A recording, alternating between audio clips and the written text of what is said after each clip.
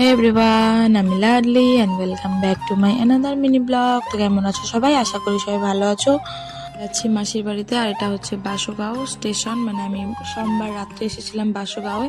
তো আমি এখান থেকে যাব সাপুটগ্রাম মাসির বাড়ি। তো আমি একাই যাব যেহেতু, তাই মা আমাকে বললো আমি তোকে ট্রেনে উঠিয়ে দিয়ে আসি চল। আর ওদিকে মেসো দাঁড়িয়ে থাকবে স্টেশনে, যেহেতু আমি অনেক বছর পরে যাচ্ছি, প্রায় 3 বছর পরে যাচ্ছি, আর তাও আবার একা একা যাচ্ছি।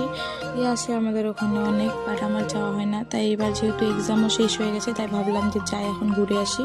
যে এখন দেখি মেসো দাঁড়িয়েছিল, আর এখন আমরা যাচ্ছি। আর দুপুরে খাওয়া দাওয়ার পরে এখানে অনেক হাওয়া দিচ্ছিল, তো এখানে বসেছিলাম। আর সকালে কোনো জায়গায় যাওয়া হয়নি, আসার পরে যেহেতু দিদি বাড়িতে থাকে না, ও স্কুলে জায়গা। তো এখানে তারপর দাদা বিকেলে ফোন করে বললো যে আয় আমার দোকানে চল, মোমো টোমো খাবো। তো তারপরে এই যে আমি রেডি হয়ে বেরিয়ে পড়েছি, আর দিদিও রেডি হয়েছে, যে দিদি যাচ্ছে আগে আগে। আর এখানে মানে টোটোর জন্য আমরা দাঁড়িয়েছিলাম। তারপরে যে দাদার দোকানে এসে পড়েছি, আর এখানে একটু ফাজলামি মারছিলাম আমরা সবাই মিলে। তারপরে যে এখানে আমরা খেতেও এসে পড়েছি। যে দিদি খেয়েছিল চিকেন লেগ পিস, আর আমি আর দাদা খেয়েছিলাম মোমো আর পকোড়া। তারপরে যে মোমো টোমো খেয়ে তারপরে আমরা বাড়ির দিকে চলে আসি। তো আজকের ব্লগটা এইটুকুই। সবাই যদি ভালো লাগে তা লাইক কমেন্ট শেয়ার আর সাবস্ক্রাইব করে দিও।